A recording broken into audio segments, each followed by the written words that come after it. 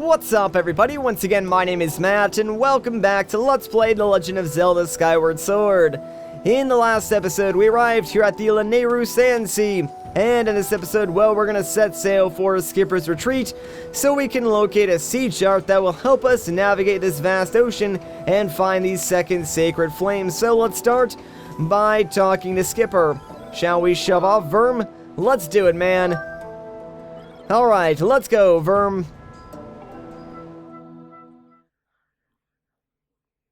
And now, here we are on the vast sea of sand and some water that's around us. My circuit sparked to life in the salt air, Verm. It feels good to take to the seas again after so long. But let's see if I can remember how to navigate, Zert. Press the control stick to move, Zert. Press A while moving to speed up, Verm. Press B to ready the cannon, Fweep. Then press A to fire it, Zert. I placed an X mark over the island where my house is, Verm. There's a pier on the island where we can dock, Zert. Okay, so let's place a beacon just to make it a little bit easier. Right, let's go, Verm. Aye, Skipper.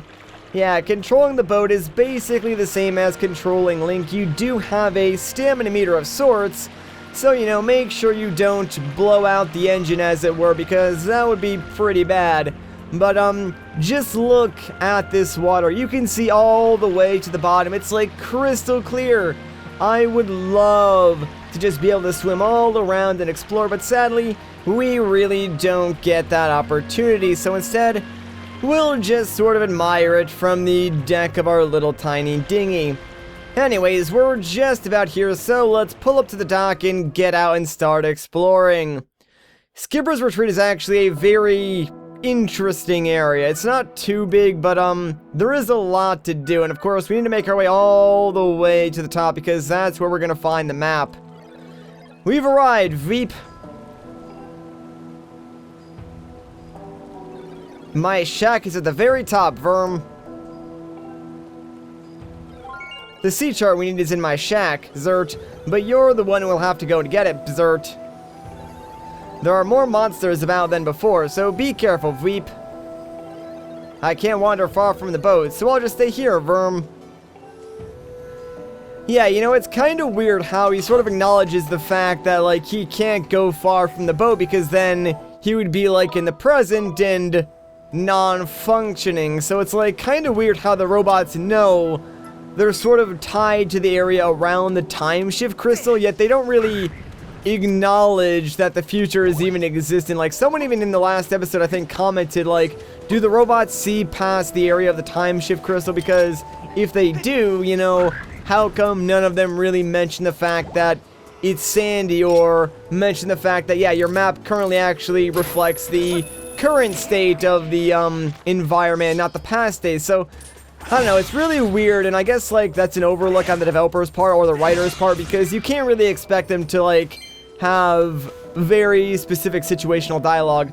Anyways, though, right over there is a chest. We cannot get that right now. Don't worry, I'm not going to forget about it. We can only get that until after we go all the way to the top of this area, so just keep it in mind for a little bit later on. For now, though, let's just worry about getting to the top of this little area. You know, I'm really glad that I actually stocked up on bombs because I kind of forgot we do need them in this area. Like, I just restocked because I knew we had 0 of them, so kinda glad I did now. Anyways, if you've played Twilight Princess, this area is very similar to, like, Gerudo Desert, or I guess even shares some mechanics with City in the Sky in that, you know, you're gonna be using your claw shots to latch onto those weird, like, floating plant things to help get around here. And I think someone told me they were called, like, pea-hats in Twilight Princess. I might be wrong on that because I know pea-hats are, like, the really huge, scary monster things in Wind Waker, and, it'd be kind of weird if they are these weird, small, floating plant things, but I seem to recall someone telling me that when I was Let's Playing Twilight Princess, so for all intensive purposes, I'm going to trust my memory and say that those things are called pea-hats, but, if they're not, feel free to correct me in the comments down below. Anyways, let's just jump over that guy because I really don't feel like fighting him, and, I do need to get rid of this Deku Baba real quick, so come on, dude, please. Just cooperate with me. There we go. Hey, got ourselves another jelly blob. Not bad, I'll take that. Not really why I killed that guy, but you know, whatever. I actually did want to get this chest, so let's open up this. And we can get ourselves 20 rupees. Yeah, not bad, but that's also not the reason why I killed that Deku Baba. If you look in the background over there, there is a goddess cube, so that's pretty much the reason why I wanted to get rid of that Deku Baba, just so he doesn't bother me while I'm trying to make my way over here. So let's just go across these vines, and now we can use our claw shot to get right over to where this cube is, just like that. Easy peasy. And now let's charge up a Skyward Strike and send that back to the sky, where we can pick it up a little bit later on. So long, buddy. I'll see you later. Alright, so now that we got that, let's get back to like the main set of islands, and then we'll keep working our way towards the top. We're almost there. We're like maybe halfway up to the top now at this point, so not a whole lot left to do, but there are some interesting platforms with some enemies that we will need to fight, so look forward to that. Also, we can use those zip lines to go all the way back down, but there's really no point in doing that right now, so I would avoid those. Anyways, I do want to apologize if I've sounded a little bit weird in the past few videos. It's actually because I've been recording a lot of videos lately, and I feel like my voice is on the brink of going out, which isn't good because I still need to record like a ton of more videos to cover myself as I go on some trips like later on in the month and early in May. So I've got a whole lot to record, and I feel like my voice is just about ready to give up. So if that happens, I'm like entirely screwed. That's also why like the videos are a little bit shorter than usual as well. Like, I know you guys enjoy the longer videos, and I do try to keep them like relatively close to like the 20-minute mark, but most of the time I do let the game's pacing decide how long the videos are. Or in this case, you know, I stop like before I completely blow out my voice, so that way I can continue recording and uploading on a daily basis. So I hope you guys do understand, and just sort of bear with me like through these next couple of weeks, as maybe the videos are a little bit shorter, or maybe I sound a little bit weird as I'm just trying to pre-record a ton of content. That way there are videos going up while I'm away on these like other trips. Like one of them is PAX East, and the other trip is a family vacation that I'm going on. So trying to make sure I cover myself and have content going up while I'm away, you know, not being able to record every single day like I normally do.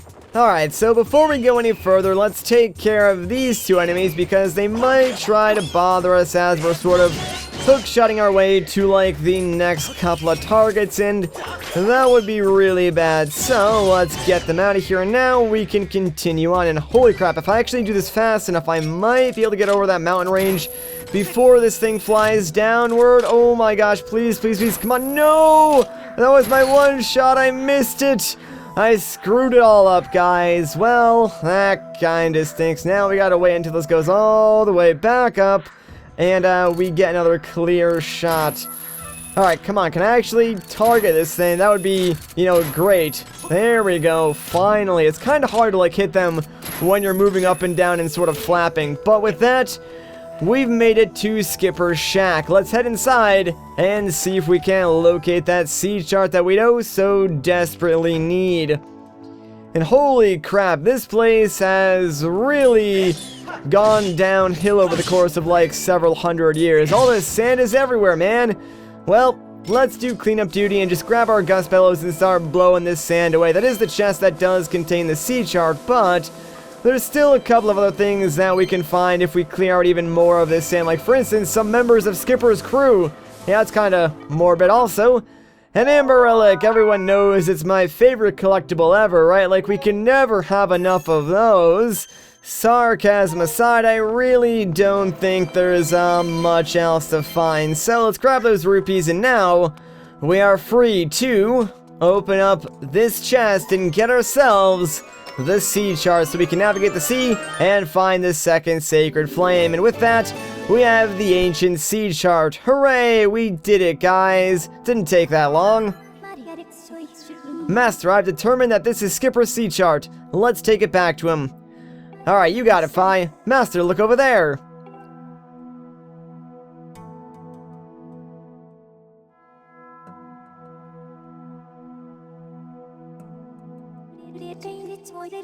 That is the ship containing Nehru's flame. There is a 90% chance that the synthetic life forms assembled here are the crew.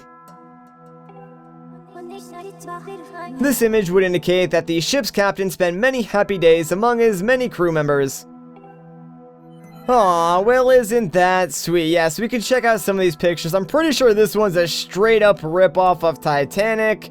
Although it's been a while since I've seen that movie, but it seems like something from Titanic. Also, this one, I think it might be a reference to, like, Paper Mario the Thousand-Year Door, because the ship looks very similar to Flavio's ship, and, like, all the crew members sort of remind me of, like, the blue flames that do attack that ship. So, it's kind of cool just to, like, look at all the various different pictures around this house. Also, I believe if we sit down on this chair, we can get ourselves another scene. Yeah, here we go.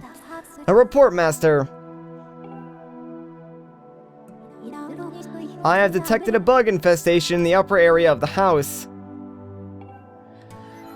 Well, that wasn't quite what I was expecting, but, yeah, there are bugs on the roof of this house, so I guess that's Fi's sort of way of telling you, but you could very easily miss that by, you know, not sitting down in that chair, so that's pretty weird. And also, you can actually already hear the bugs on the roof, like, right when you exit, so I don't know, it seems kind of, like, odd and not really necessary, but I guess we can just head up here and, try and get whatever bug this is. I think it's called a sand cicada or something like that, so let's try and make our way very carefully around here, that way we don't scare it off, and if I'm very, very careful, we can sneak up to this little guy and catch him in our net. So there we go, got ourselves, yep, another sand cicada, not bad.